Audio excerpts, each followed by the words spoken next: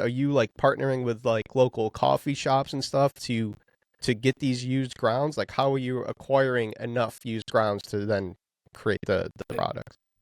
That is an onwards wishing we have how to do that. I used to be a CEO or country manager, I must say, country manager for Mm-hmm. a big coffee company in Denmark. Well, it's an Italian coffee brand called Segafredo. So Yeah, they're quite big.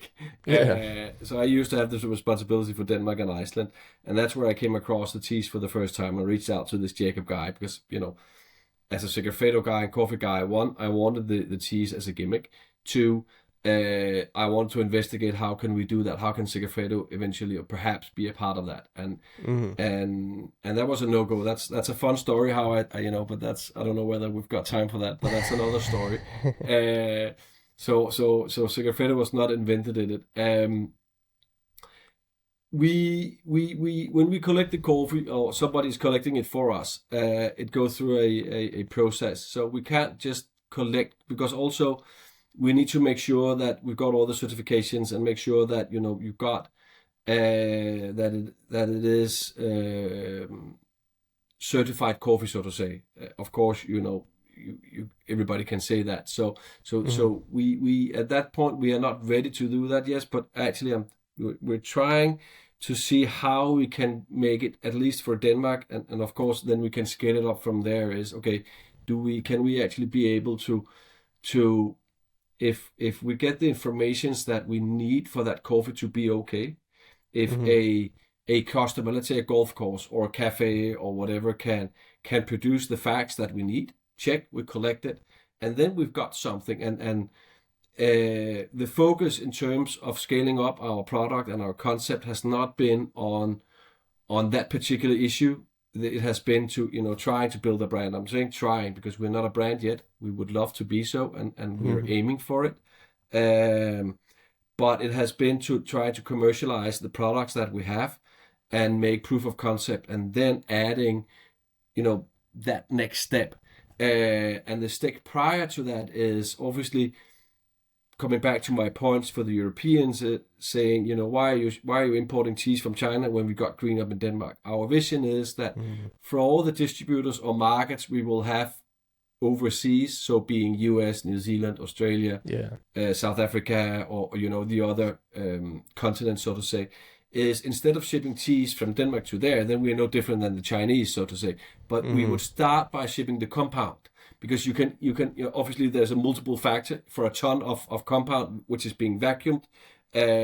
You get multiple amounts of cheese, but you would Yeah. also be to able to have the fact that you're producing locally again. Then it's Mm-hmm. locally produced.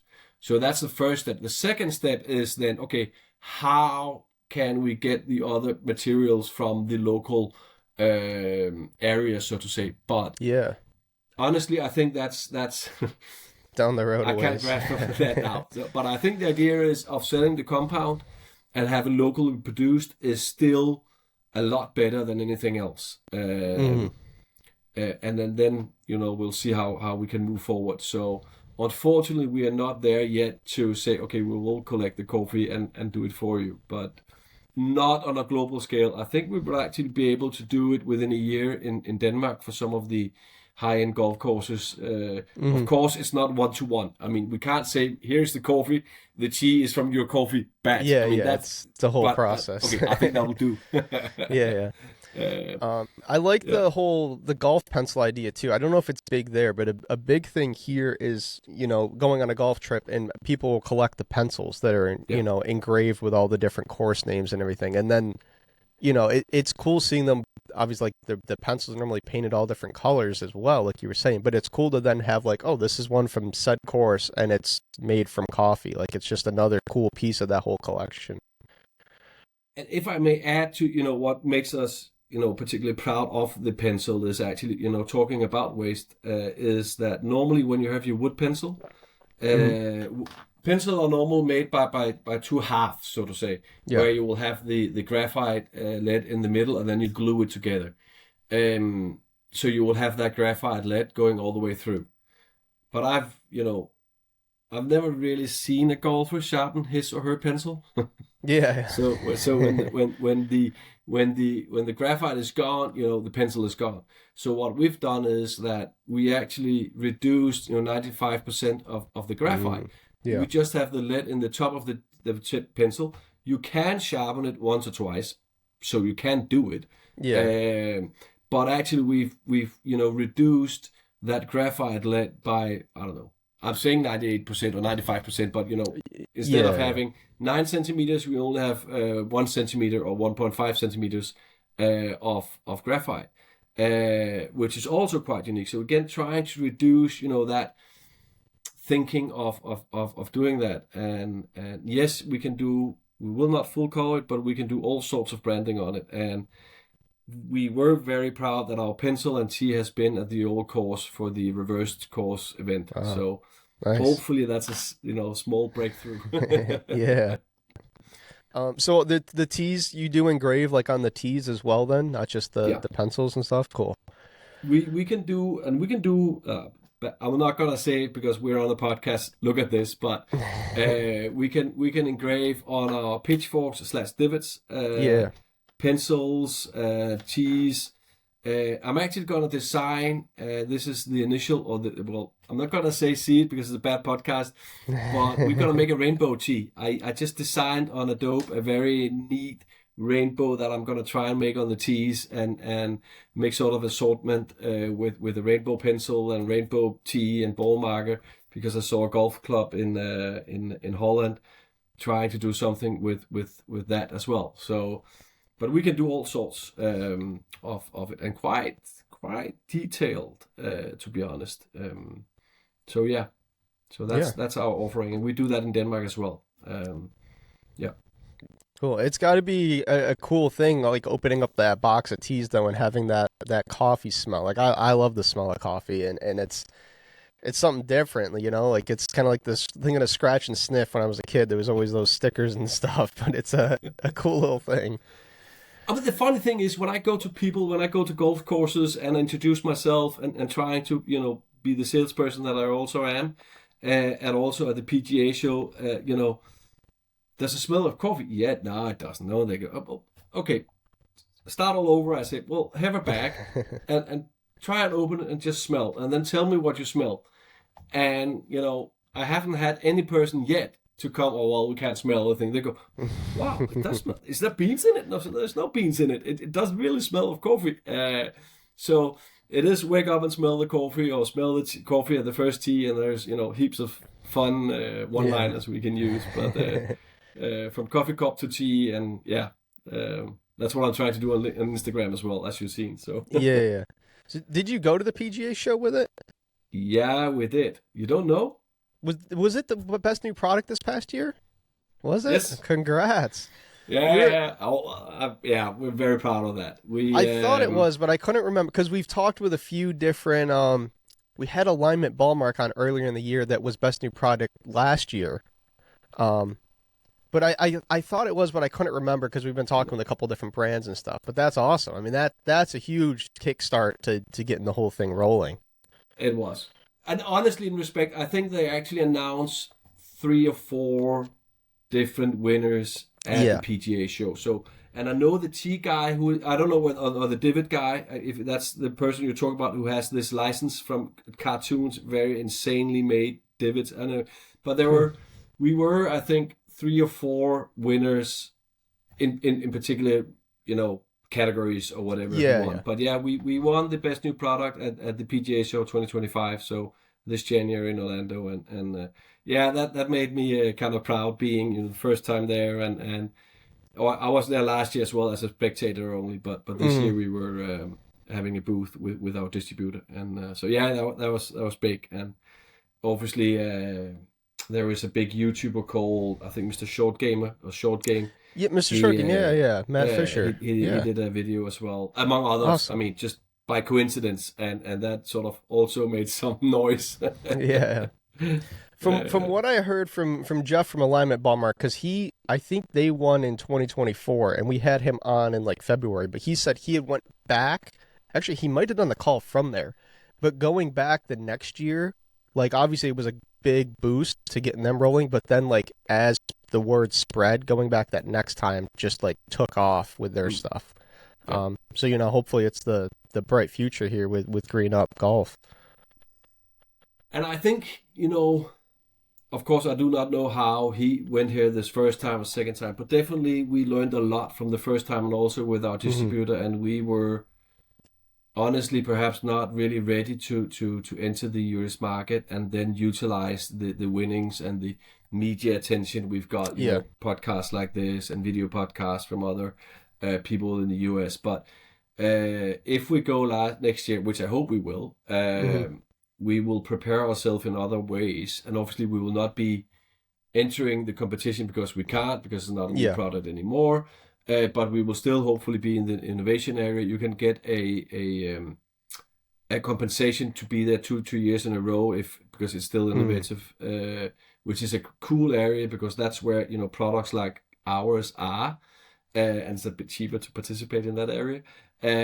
But we are gonna be more ready. But also there is shows in Japan and Korea that we're looking into now. Mm. I mean, the U.S. market is obviously by far the biggest. It's multiple more times bigger than the second. But Japan and Korea are amazingly growing markets Yeah, and for very, very sure. big. Yeah. No, Cool. but So yeah, so we won and we put it also on our new retail packaging. We also have a vision of winning the PGA show. So trying to utilize it as much as we can. yeah, we got to. So what are like some other plans you've got for Green Up moving forward? So we will keep focusing on the golf and do that, and we will see whatever products we can. And actually, we just on Instagram, I showed the other day a new product we will most likely launch is a bag tag. Oh, yeah. It could be a members tag or bag Hmm. tag or any tag, so that could slowly, like the pencil, move outside the golf world.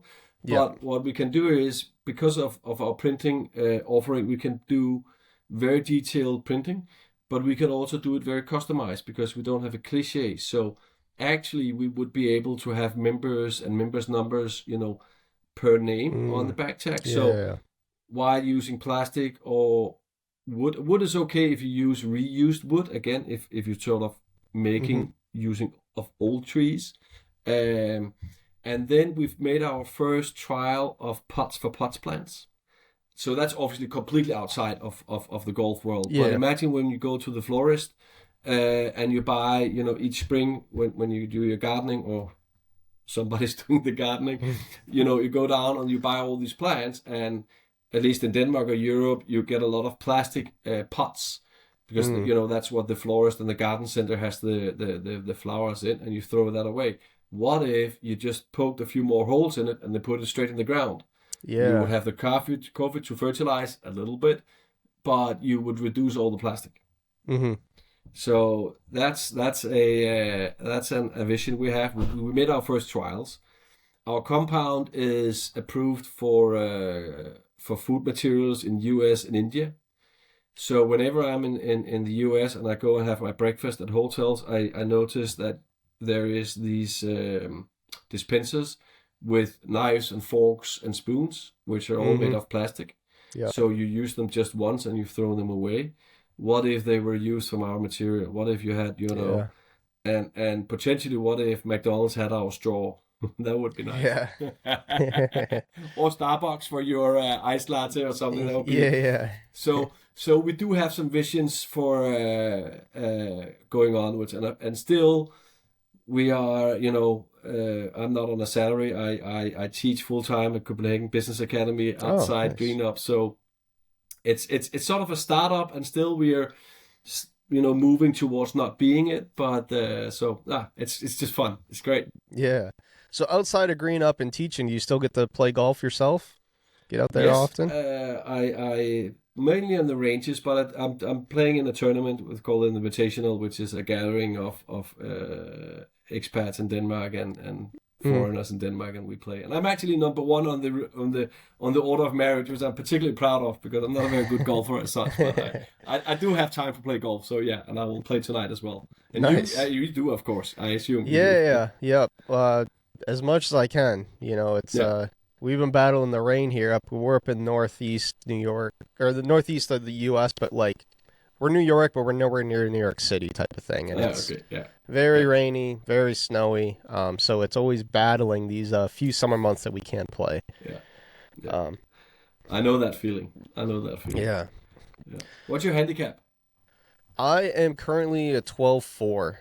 Trying to get it down to single digits. Been working through swing changes and stuff, but hopefully we'll get there. I was down to single digits a couple of years ago, and then it kind of creeped back up on me. I just had a couple. I had that one good year. Maybe it was 2023. I was down lower, and I'm just trying to find that again to get back to that point. But yeah, it takes time on the range, and that's it certainly does. Yeah. I'm 15 myself. I was down at 14 at some point. I haven't gotten lower, and I would like to. Single digits is not anymore a target for me as such. My eldest son, he has surpassed me a long time ago, and he is single digit. And when you're very competitive like him and I are, it's not always good to have single digits, because after hole 3 and you make 3 bogeys, your round is gone. I mean, so it's a balance. So for me, as I say, as long as I can get okay from tee to green without embarrassing myself too many times, I'm fine with it. Yeah.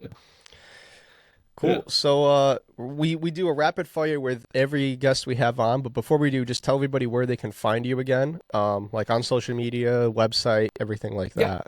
So the website is greenupgolf.com, and we are on TikTok as well, on Instagram and on Twitter or X, but mainly we are on Instagram, and it's greenup_golf. I think our hashtag is, Cool. GreenUpGolf_com. I can't recall, but they Google GreenUp Golf and then they will find us.